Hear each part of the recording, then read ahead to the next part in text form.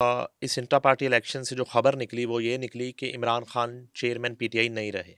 ये एक बड़ी खबर है। ठीक है। एक्स प्राइम मिनिस्टर हम्म। अपनी ही पार्टी के चेयरमैन नहीं नहीं रहे। रहे।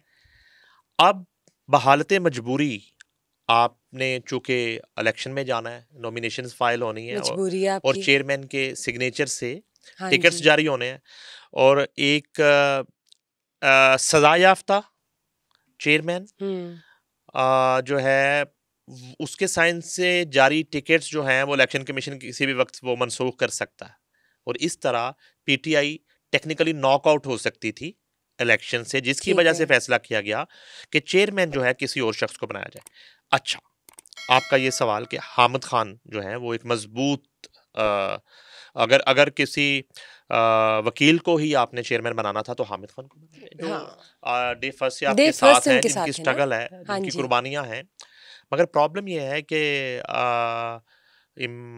खान साहब जो हैं चेयरमैन पीटीआई, उनके यहाँ अपने बाद कोई भी मजबूत शख्स, कोई भी बात करने वाला, कोई भी जुबान रखने वाला, कोई भी नजर रखने वाला उन्हें काबिल कबूल नहीं है। उन्होंने एक मर्तबा फिर एक बुजदार का इंतखाब किया है। अगर कंपैरिजन करें हम हामिद खान साहब से तो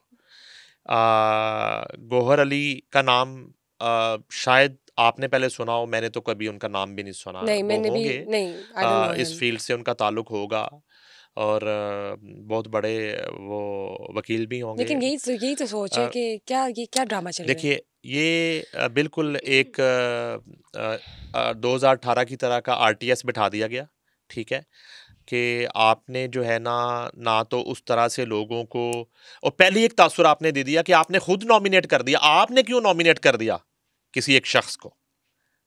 आप तो 2 3 4 नाम देना और उस पे एक इंटर पार्टी इलेक्शन हो जाए, उस पे वोटिंग हो जाए, जिसको ज्यादा वोट मिले उसको आप चेयरमैन बना दें। ये भी आपने ठीक था। जेल में बैठ के एक फरमान जारी किया कि मैं गौहर अली जो हैं उनको नामजद करता हूं चेयरमैन के लिए। किस खुशी तो फिर में। किसने उनके सामने नॉमिनेशन फाइल करने हैं, किसने उनके सामने आना है? आपने बिल्कुल एक उसको मुतनाज़ा कर दिया, उस सारे प्रोसेस को ही। तो फिर इसको इंटर पार्टी इलेक्शन ना कहें, डायरेक्ट आ सिलेक्शन कह देना। एग्जैक्टली आप कहें कि हमने ये फैसला किया कि ये चेयरमैन हाँ, होगा। डायरेक्ट सिलेक्शन इसमें कहे, पर क्या आप इतना? इंटर पार्टी इलेक्शंस की गेम हाँ, क्यों खेल रहे क्यों हैं। खेल रहे हैं? इसलिए खेल रहे हैं कि इंट्रा पार्टी इलेक्शन जो है ना, आप अपनी मर्जी से नहीं करवा रहे ना। हम्म। ये इलेक्शन कमीशन जी। की रिक्वायरमेंट है रिक्वायरमेंट है। और आप उसको फुलफिल करने के लिए आपने ये सारा ड्रामा किया। अच्छा, गौहर अली को चेयरमैन बनाया गया है। उमर अयूब जो है वो सेक्रेटरी जनरल बने। डॉक्टर यास्मीन राशिद जो है वो पंजाब की सदर बना दी गई हैं। ठीक है, वो जेल में बैठी हैं। अली अमीन गंडापुर जो है उनको केपीके का सदर बना दिया गया है और हलीम आदिल शेख को सिंध का सदर बना दिया गया है और मुनीर अहमद हैं, उनको बलूचिस्तान का सदर बना दिया गया है। ठीक है, अब इन तमाम ओहदों पे कोई एक जो है ना वो सामने कोई कैंडिडेट ही नहीं है, कोई उम्मीदवार ही नहीं है, ना कहीं कोई वोटिंग हुई है।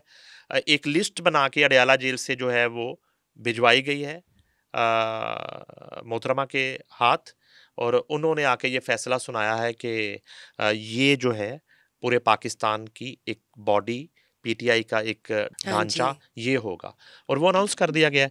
तो वही जो मैंने पहले भी आपसे, हाँ, अभी कुछ अरसे में अगर मैं आपको ये कहूं कि अगर इंटर पार्टी इलेक्शन वो क्लेम करते हैं तो इंटर पार्टी इलेक्शन तो बढ़ गया। बढ़ हम्म। इसलिए गया कि वो अफजल मरवत जो है, जो आपके लिए जाकर वो लड़ाइयाँ कर रहे हैं और वो इस वक्त इतना फ्रंट फुट पे खेल रहे हैं और इतने मुश्किल हालात में जो है ना उन्होंने आपका वो झंडा बुलंद किया हुआ है, उनको भी आपने इग्नोर कर दिया।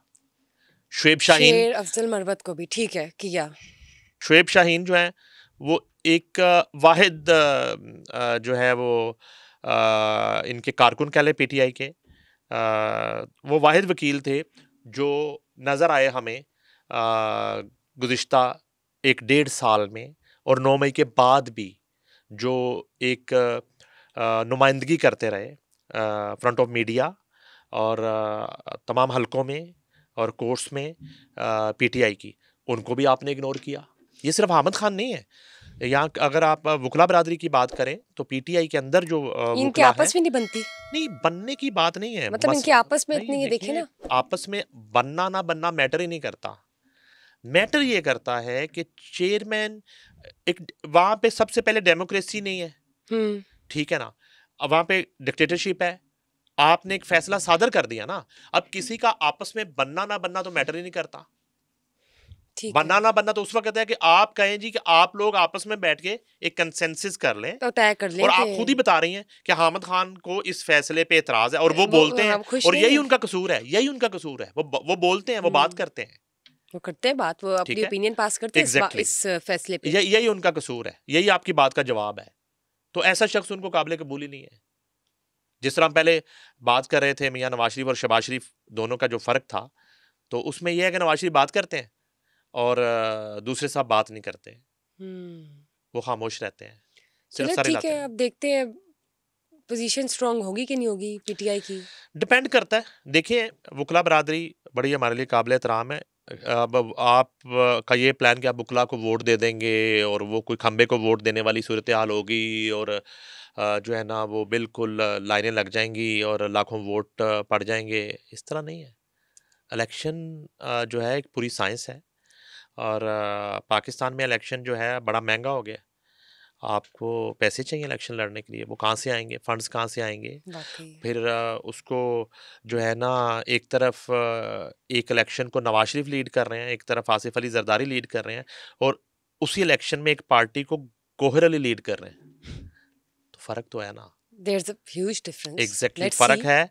मैं समझता हूँ कि अगर तमाम हलकों में ये कैंडिडेट ही दे दें तो मेरी नज़र में बहुत बड़ी बात होगी कि इन हालात में कैंडिडेट पूरे कर लें। अच्छा, कैंडिडेट आ गए, फिर एनए के हलके में 1 2 3 4 नहीं, सैकड़ों नहीं, 1000 के करीब आपको पोलिंग एजेंट चाहिए होंगे पूरे मुल्क में। बहुत कुछ है, ठीक है, हजारों पोलिंग एजेंट्स आपको चाहिए एनए के हलकों में, पीपी के हलकों में, वो आपने पूरे करने हैं। ये इतना आसान थोड़ा, इतना आसान नहीं है। और फिर इलेक्शन डे पे आपने तमाम तरह की गुंडागर्दियों का, बदमाशियों का, धांधलियों का, डब्बे छीनने का, बैलेट को सिक्योर करने का तमाम अरेंजमेंट करने हैं आपने।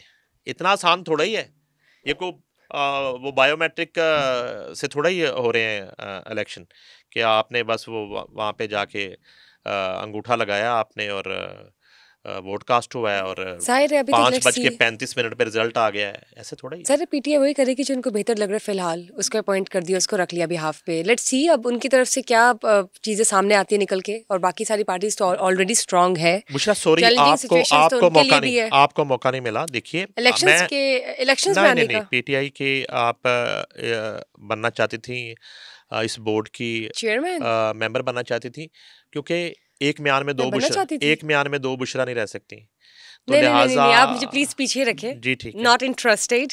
ठीक है, चलिए लेट्स सी क्या होता है। It's not a piece of cake, it's quite tough. It's intra party elections के नतीजे में देखते हैं कि पीटीआई जो है वो बल्ले का निशान होल्ड कर सकती है या नहीं कर सकती। Thank you for your time today as well, and of course thanks to you guys as well for watching us today. Obviously we are again catching up into the next episode with some more interesting information, and just stay tuned till then. But do not forget to share, like and subscribe our Sama podcast as usual, and if you have any comments or feedback, just let us know. Bushra Khan's leaving. Bye bye.